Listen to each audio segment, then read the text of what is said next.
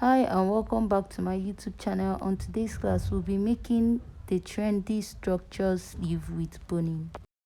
The material I'm going to be working with is a satin. You can make use of Ankara or any other fabric of your choice.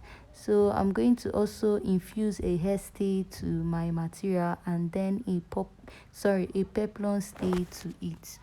So you can use a gum stay. If you want to use a gum stay, you have to cut it, double it and iron it together. And then this is the boning I'm making use of. You can make use of a plastic boning or a sewable boning, any of your choice. So let's start. If it's your first time viewing my channel, please like, share and subscribe, and don't forget to turn off the notification button to get new updates from my channel. So the next thing I'm going to do is to cut out the desired length I'm working with, depending on the length you want to work with. So for this, I cut about 6 inches by 30. I'm going to cut it into two also. So I'm cutting out my peplum stay. So after cutting it out, I'm going to go ahead and cut the fabric into two, because I'm just going to make a little sleeve. So like I said, depending on what you're working with, if you want yours to be wide or bigger, you can do that.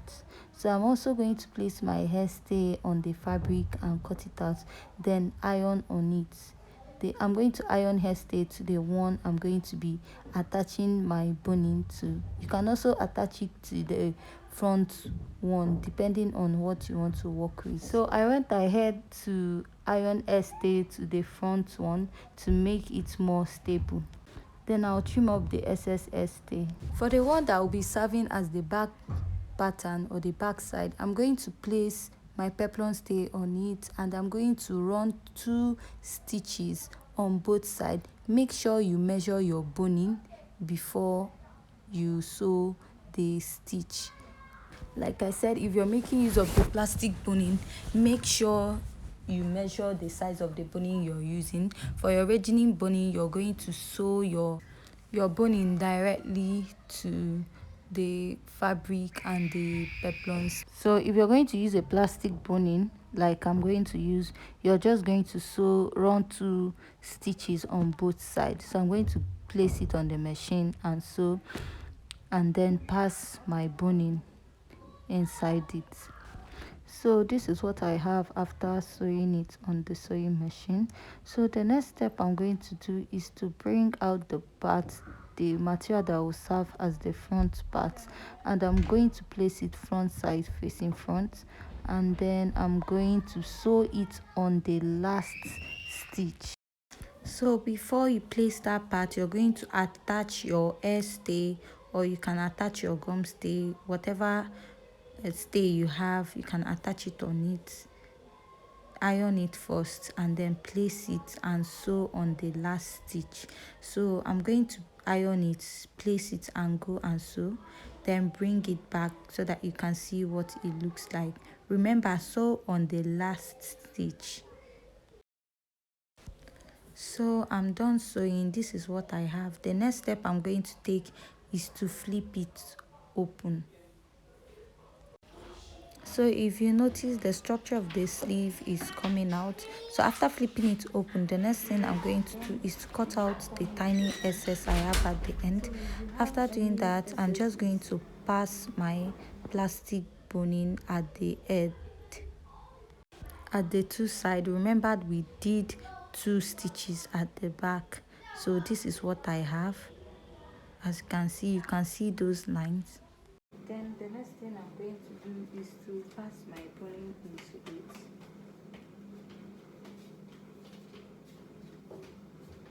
Measure your boning before sewing.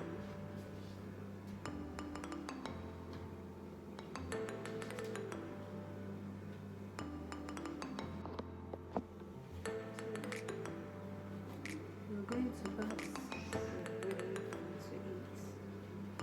Then passing the first one, if you have excesses, you can just cut it off.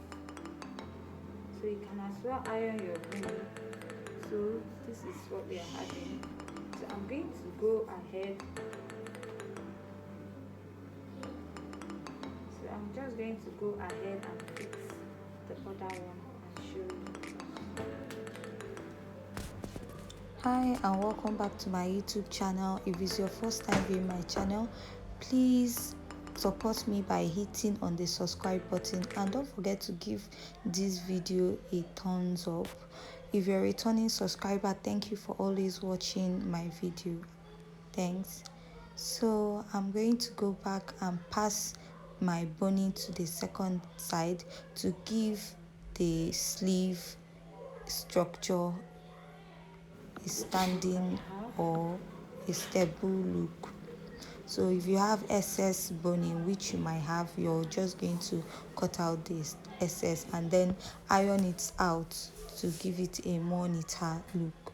So this is what I have at last.